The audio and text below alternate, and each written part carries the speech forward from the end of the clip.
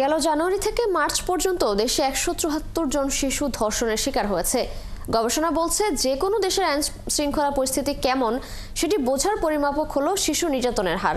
শিশুদের নিয়ে কাজ করা বিভিন্ন সংগঠনও বলছে দেশে শিশু নির্যাতন বাড়ছে। দ্রুত বিচার ও আইন শৃঙ্খলা পরিস্থিতির উন্নতিকেই এর সমাধান বলে মনে করছেন সংশ্লিষ্টরা। আরও জানাচ্ছেন শাহনাজ শারমিন। সিল্কোর সিল্ক অ্যান্ড শাইন, যাতে আছে আর্গান অয়েল ও ওট প্রোটিনের গুডনেস, যা আপনার চুলকে রাখে হেলদি অ্যান্ড শাইনিং। গেল ১০ মার্চ একদিনেই মারা যায় ৭টি শিশু, এর মধ্যে ৬ জনের মৃত্যু হয় সহিংসতায়। তথ্য বলছে ২০২১ সালে ধর্ষণের শিকার হয় ৮১৮ জন শিশু, আর ২২ সালে ৫৬০ জন। অন্যদিকে ২০২৩ সালে ধর্ষণের শিকার হয় ২৩৩ শিশু, এক বছরের ব্যবধানে ২০২৪-এ ২৩৪ শিশু। অথচ ২০২৫ সালে গত ৩ মাসেই ধর্ষণের শিকার হয়েছে ১৭৪ শিশু।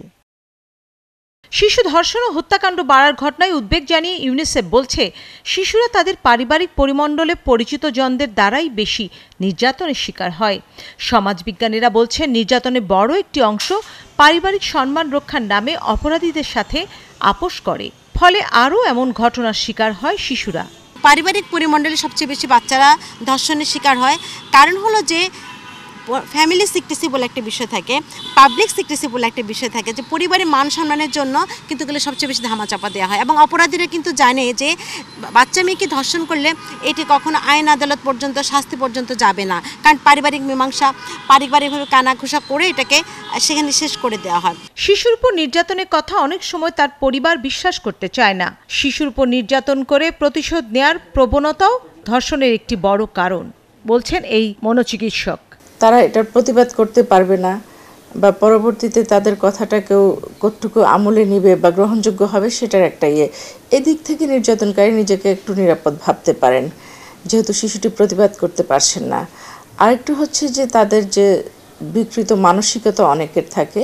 শিশু নির্যাতনের বিভিন্ন ধরন আছে, শারীরিক, মানসিক এবং যৌন নির্যাতন, এবং অবহেলাও এক ধরনের নির্যাতনের মতোই। ফলে এই নির্যাতনগুলোর কারণে, বিকৃতির কারণে কিন্তু অনেক ধরনের নির্যাতন হয়। তারা একটা আনন্দ পান, বিকৃত আনন্দ পান, যে বিশেষ করে সেক্সুয়াল অ্যাবিউজ যেগুলো হয় শিশুদের ক্ষেত্রে, সেগুলির ক্ষেত্রে মানসিকতা কাজ করে। পরিচিত জনদের বিশ্বাস করা ও শিশুদের কথা বিশ্বাস না করা নির্যাতনের অন্যতম কারণ, বলছেন ব্রেকিং দ্য সাইলেন্সের নির্বাহী পরিচালক রোকসানা সুলতানা। এই সংস্থার গবেষণা বলছে, আইন শৃঙ্খলা পরিস্থিতি খারাপ হলে বেড়ে যায় শিশু নির্যাতন। কোনটা আমার মা বিশ্বাস করবে, কোনটা আমার মা বিশ্বাস করবে না। দেখা যায় যে অনেক ক্ষেত্রে শিশুকেই ব্লেম দেওয়া হয়, যে তোমার সাথেই কেন এরকম হয়, তোমার সাথেই কেন এরকম হয়। সেই ব্লেমের ভয়ে সে বলে না।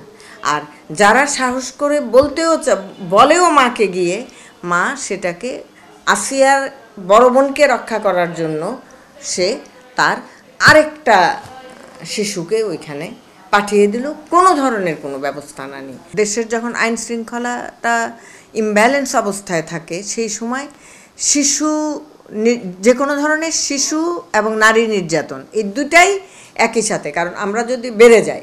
শিশু নির্যাতন ও ধর্ষণ বন্ধে সবচেয়ে কার্যকর উপায় হলো আইন শৃঙ্খলা পরিস্থিতির উন্নতি, সেই সাথে অভিভাবকদের সচেতনতা। শাহনাজ শারমিন, ৭১, ঢাকা।